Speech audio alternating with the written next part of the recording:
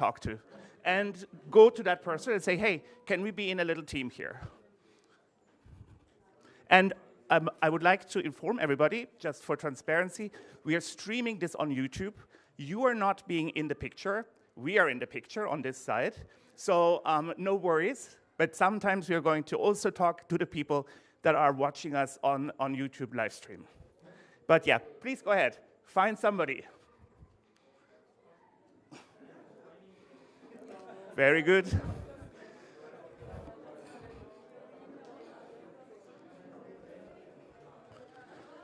We have all found our groups, and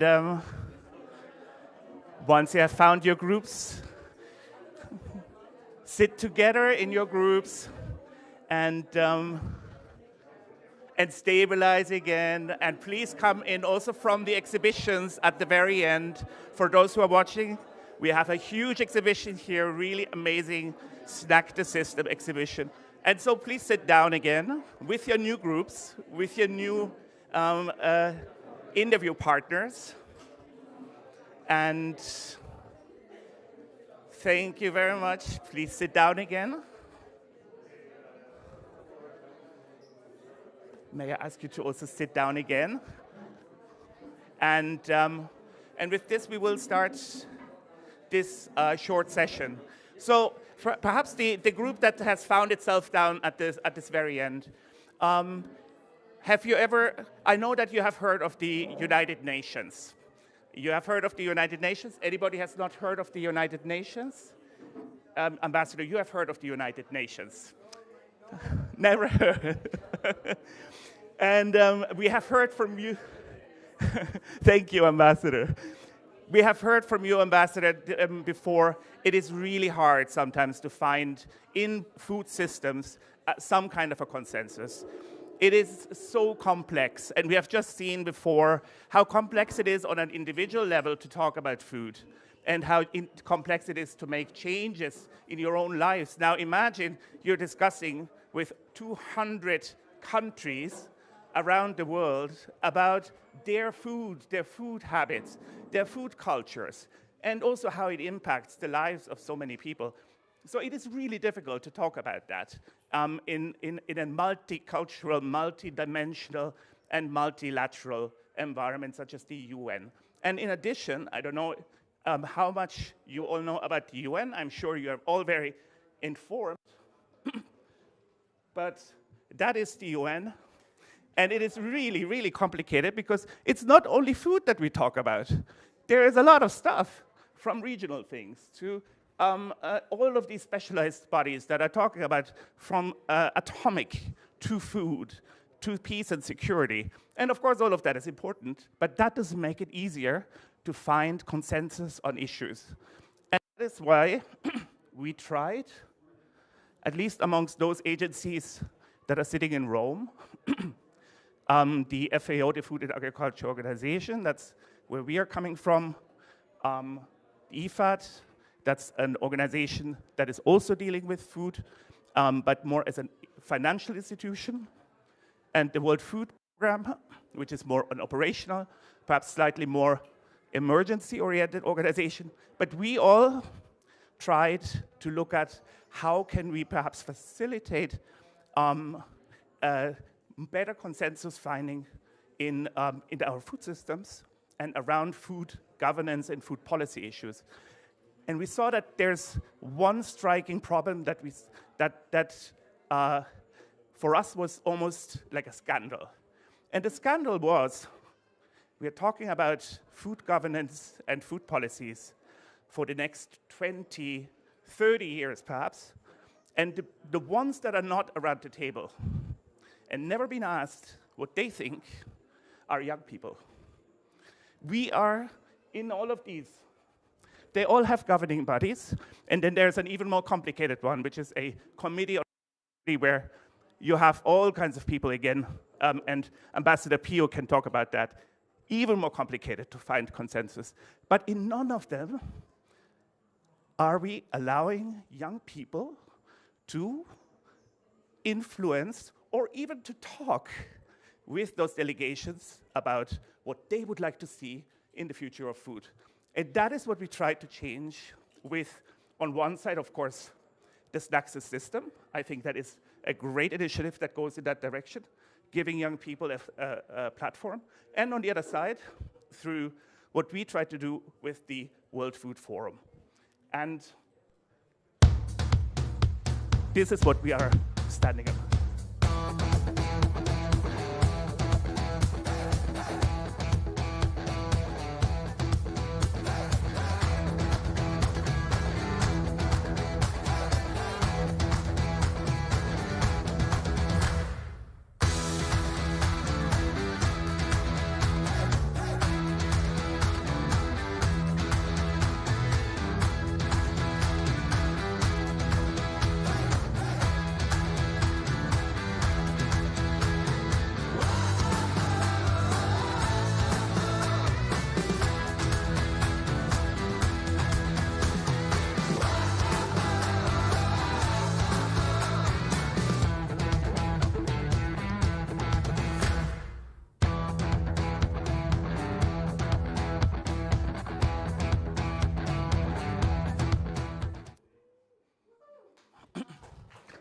Thanks a lot.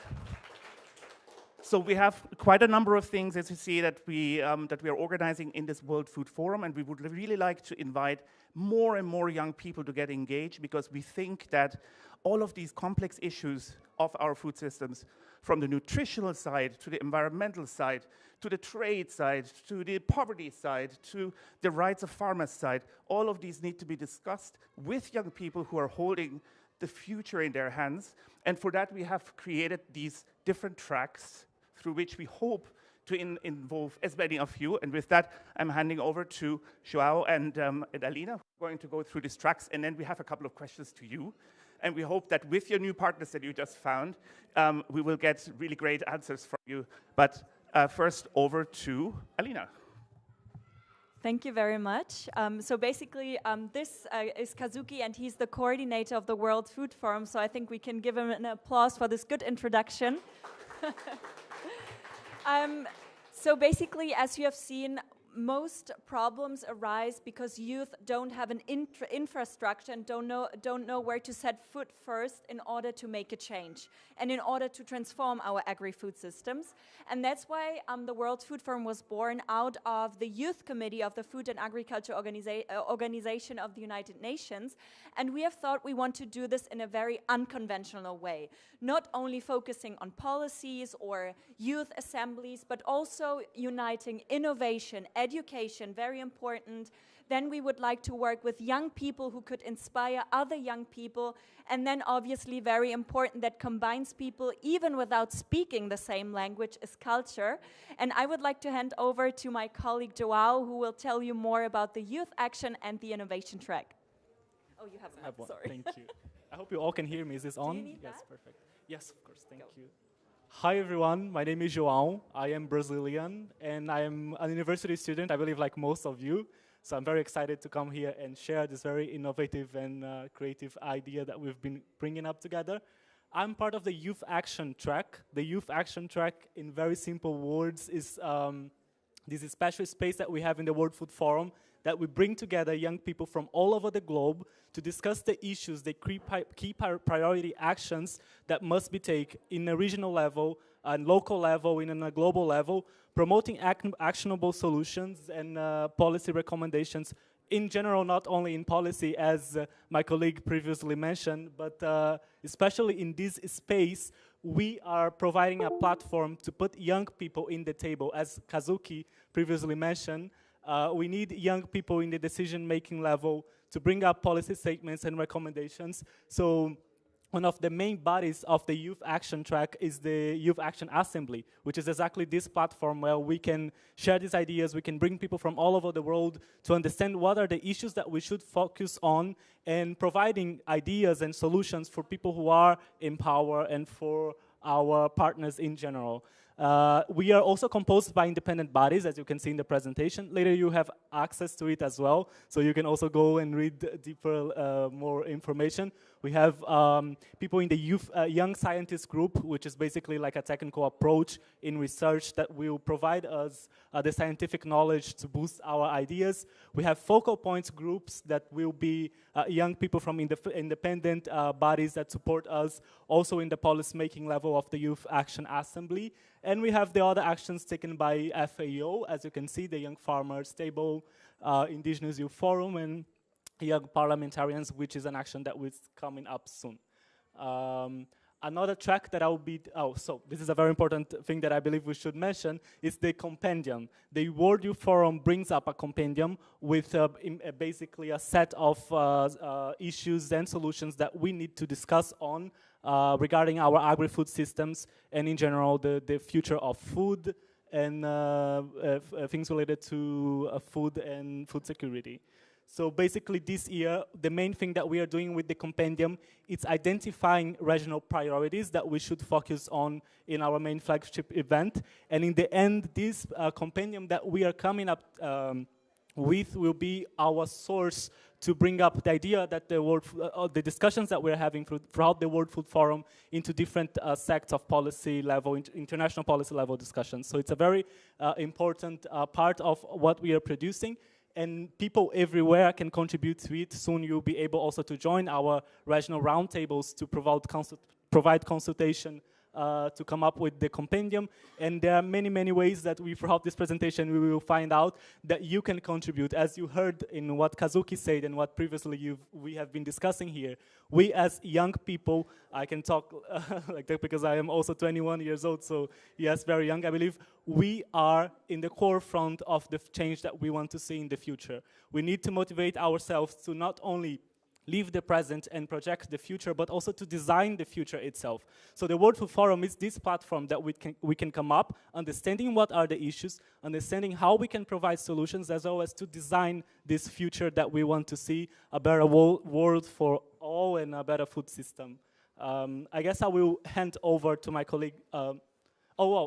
Okay, I will just describe a little bit the main activities of the Youth Innovation Track. This is also one of the main bodies of the World Food Forum. The Innovation Track basically come up, it's like the bridge for creative, innovative young people to come together and promote change. The main activities that we develop are the master classes, the Young Scientist group that I mentioned previously that will provide us scientific backgrounds, but we also have startup competitions and research challenges, and in all of these, you as the audience and people from your country and everywhere can interact and can join. At the end, you're going to find how you can join us in providing this. Well, I guess now I will pass to my colleague Alina to talk about education. Since we talked about youth, we talked about change, we cannot miss out in this very, very important part of all of this, which is education. That's exactly how we design the future. So I'll pass it over to you, Alina. Thank you, everyone. And well, I'm not that young at heart. Thanks for your nice introduction. Anyway, so before I start introducing you to the education track, I would like to ask all of you who in your school or during your school time have ever had a lesson or lecture about nutrition? Maybe in a biology class, any one of you ever was taught about nutrition and how to consume healthy food? None of you, exactly. And that is what the education track is looking into, and this circles also back to the previous workshop that we have heard. How can we change our behavior by consuming more responsibly, but also more healthy and more sustainably? So basically, when we talk about food and nutrition education, it's quite complex. So we need to distinguish between education that is information and science-based, but also education that actually translates into action. And that is why the education track looks deeply into behavior change science. So what we're doing, we're targeting mainly school children because we all know how difficult it is to change our behavior. So the idea is to start as soon as possible. And we do this in the so-called Junga Lab. So basically school children learn about environmental issues, learn about what is nutritious food, what you can do in your everyday life to protect our planet.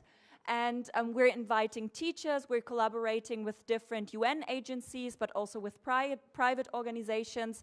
Then we're having the Junior World Food Day, so in a very fun way, young people learn about the concerns of our food systems, what they can do in order to improve that, and what they can do at an individual level, which is very important, besides, obviously, the guidance of ministers and states when it comes to education. And then, I think I have to move on. For this year, we're also expecting to have a lot of different activities around Younger Labs. And what I was saying already before, we're looking into the behavior change science. But nowadays, this field is actually quite new. So there are a lot of things that still needs to be discovered. And as you are the leaders of the future, maybe for some of you looking into studying behavioral change science and also consumption and sustainability could be a very good opportunity for you and your future career. Okay, having said this, I'm moving on to the Champions program because in my everyday job, I'm a communications and outreach specialist, but under the World Food Forum, I'm co-leading the education track, but I'm also taking care of the Champions program. So what is the Champions program? The Champions program basically resonates with the UN Goodwill Ambassador program. I think you have heard about this, for example, Leonardo DiCaprio is one UN Goodwill Ambassador. The Weeknd now has become one UN Goodwill Ambassador for the World Food Program.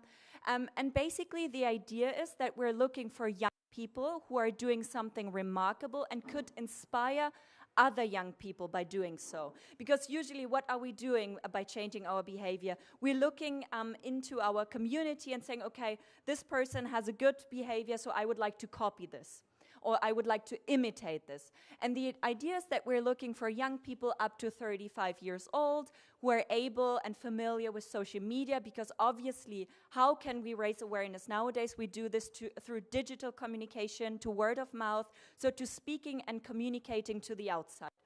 And as opposed to influencers, you don't need to have a lot of followers, but you need to help us to raise awareness for the World Food Forum and stand behind the values of the World Food Forum. Okay, so I would like to hand over. Yes, if you know of someone. We're looking for a Swiss champion, and we're looking for an Italian champion as well, actually. Exactly, so. Yeah. Okay, over to Julian.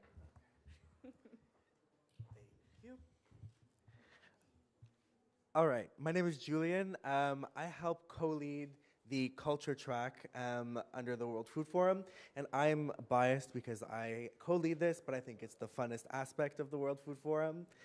Basically, we combine the culinary arts, music, art in general. We have podcasts, we have live performances, and we do all of this essentially throughout the year, but mostly during the World Food Forum, which is going to be in October this year.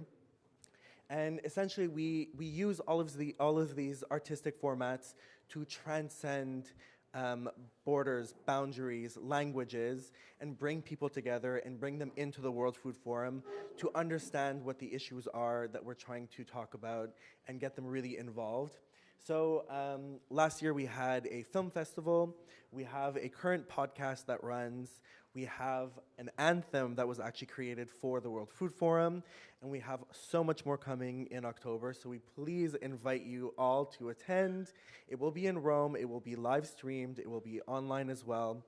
And I think it's a great opportunity to get involved, but also have a lot of fun. So that's why I think it's one of the funner aspects of the World Food Forum. It's a gentle way to ease into what we're doing. So next, we actually have a pop quiz for everybody. And I think Kazuki's going to take the lead on this one. Yeah, thank you so much. And first of all, applause to the colleagues. Really, thanks so much. The World Food Forum is quite complex, so please go to our website, take a look. Take a look also at what you would be interested in participating. There's a lot of possibilities to get involved, and we want you to get involved really actively, be it in policy, be it in education, be it in some of the research or innovation activities. Fantastic things we heard about nutritional science, behavioral science. I mean, when you want to get more involved in that, please take a look at the website. And now we're coming to this little pop quiz, and for that we have the little groups that we had at the beginning of this session. And of course, for all of those who are watching us on YouTube, write your answers into chat. You also have an opportunity, of course, to be heard. And so this is the first question, and it sounds and seems such a trivial one, but I just wonder what your thoughts are here. How many people do you think are today suffering from hunger? And yeah, I give you 20 seconds, just with your neighbors. What is your thought? Is it more than 20 million people? Is it more than 300 million people? Do you think there might be even more than 800 million people? Or are we talking actually about more than a billion?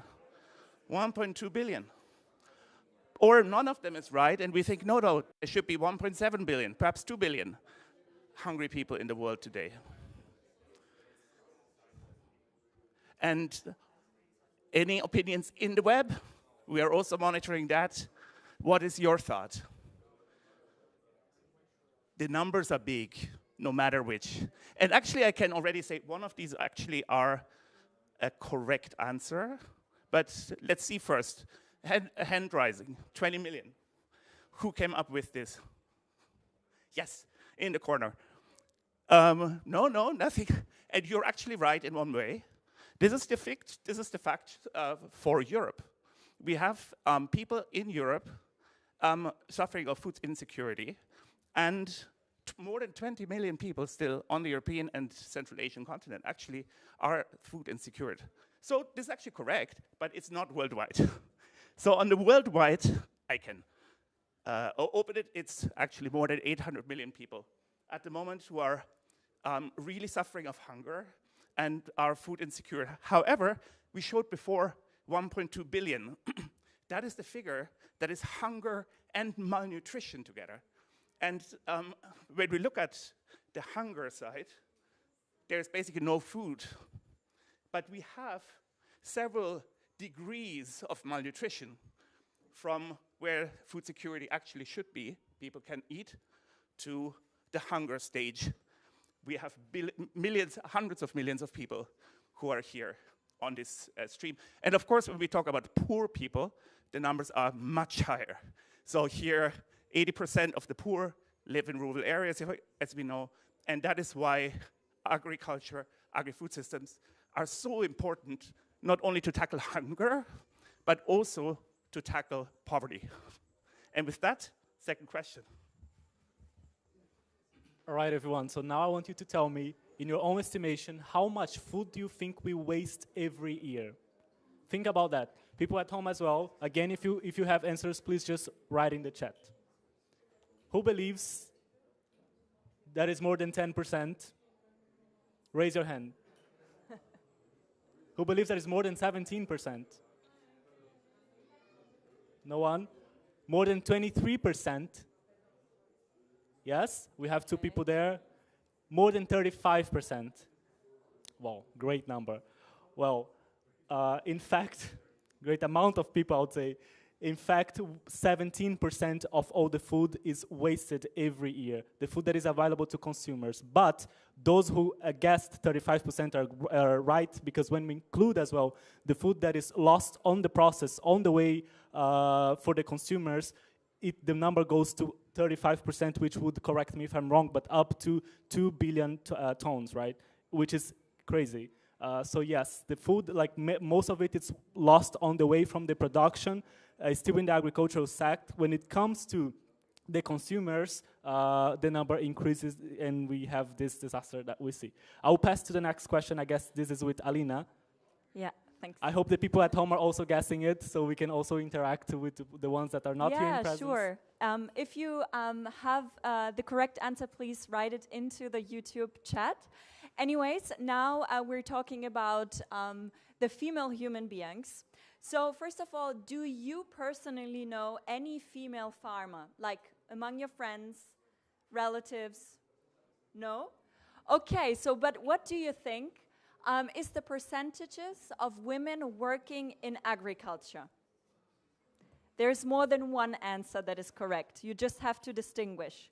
So is it more than 20%? Raise your hands, give it a guess. More than 30%, almost 40%, or even 40%, okay, or even 50%. Okay, so I would say the majority said 40%, right? Okay, so it's not 20%, it's actually more than 30% in Europe, almost 40% worldwide of female farmers, and now very interesting, in developing countries we have almost more than 50% of women working in agriculture. So now you can imagine in a lot of developing countries women who need to take care of the farm, of agriculture, of the family, but most of them have no rights to the land they're actually cultivating. This means, for example, if they lose their husbands or if they get a divorce, they have no rights to the land, and most of them do not even have education. So basically everything is lost. So this is actually a number that should sink in. And I would pass over to the next question. Joao. I believe. All right, I can go for the next question. So, I believe this is question 3, right? Or 4? 4. All right, great. This is an open question. I hope you all can discuss on it. Please let us know, what do you think it is our agri-food system? What do you understand by it? Just throw in some terms. What do you think entails an agri-food system? Yeah, from farm to fork. Exactly, very good. So could you describe what does it mean? So from farm to fork, what includes a food system? So everything from, I would say, production to the... Here, please, use the mic so the people at home can also hear you.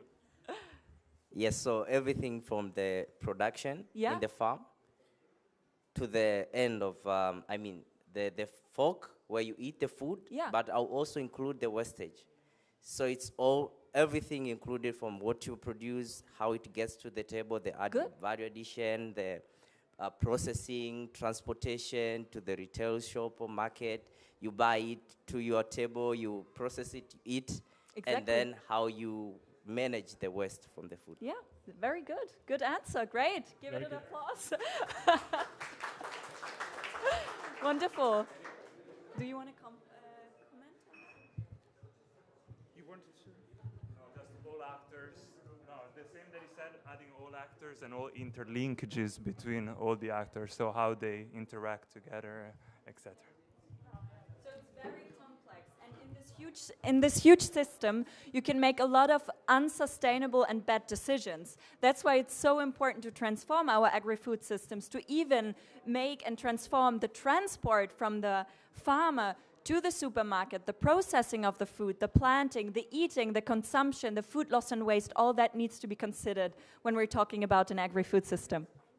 I'd just like to remind one more time for the people at home, you can also write down your contributions on chat and people will be also able to see it. Exactly. Okay, question 5. Okay, now that you have learned about what an agri-food system means, what do you think from these 4 words that you can read here on the screen are the contributors to, or has the major impact on our agri-food systems? Just say it. What do you think? Is it climate change? Is it trade laws, farmer rights, or even biodiversity loss? Or others. Or others, yeah. All of them? You were saying and more? Okay, any other answers?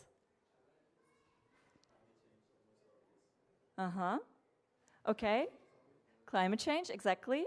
So I think we can reveal the answer. So basically, it's all of them because they're interlinked. So the agri-food systems feel the impact, but also contribute to the negative impacts. This means it contributes to climate change, to global warming, but obviously climate change then affects our agri-food systems again. And this means also and entails trade laws that are not in place, or farmer rights that are not respected or not in place. And very important, as you know, our ecosystem in itself is actually quite complete, as it always has counterparts. But when we, for example, interfere as human beings, the ecosystem and the biodiversity cannot recover anymore. Very well, good answer. Okay, next question. Should I take in? Perfect. So we've been discussing here about diets. You guys wrote down about your diets, and I saw that you have very good interaction in the groups. So again, let's touch on that topic.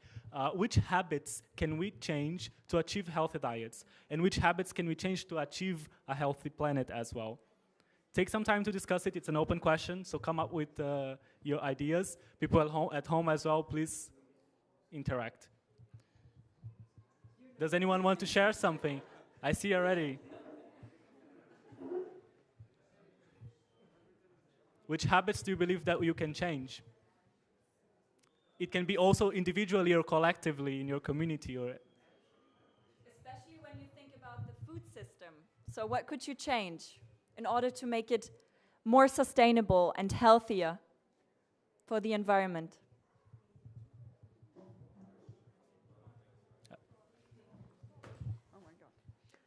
Yeah, so this is also mainly related to drinks, but I would say in order to drink healthily, you can consciously think about what your habits are, whether you really need sugar in that coffee, or whether you could also drink tea more often, or other drinks like kombucha or just the lemon water, for example. Perfect, very nice. Thank you. Any other points? Otherwise, we go to the next question. And I think we really talked about this previous question a lot during the during this afternoon session. But yeah, we can go to the next question. And so what here is the. If you want to hear, yeah, this is the 7th question. So as a young person and young at heart, let's put it, what change would you like to see for improving our food systems, our agri-food systems? I know it's a very big question, and it entails consumer choices, it entails producer choices, it entails changes that we want to see in Parliament, policy changes at the local level, perhaps at the federal Swiss or Italian level, perhaps at the European level, perhaps at the global level when the UN is informed. But what would you like to do individually? And that is something we would really like you to discuss and think about. And we are not going to make a big poll here, but I assume that some of you are going to have lunch together, dinner together, perhaps a drink together later. I would like you to think about that. And with that in mind, we would like to invite you to the World Food Forum. Come there with your ideas, with your inspirations, with what you would like to change, where you would like to see the change, and engage. And here you find all of the information, and we hope to engage with you very actively in the next month. And with that, I thank the Snacks the System organizers for inviting us. Thank you very much, Ambassador Pio, for having us, and Valentina, and Anna, and everybody who has been supporting us. And with that, I'm handing over back to the organizers. Thanks so much. Thank you so much for coming. You're all very much invited for our aperitif, which is on, actually I think it will be served on the terrace next to the restaurant. Alternatively, if it's too cold, it will be inside, so we have to check where it is. Does anyone know where it is? No. We will see, but you're all very much invited to come. And thank you for joining.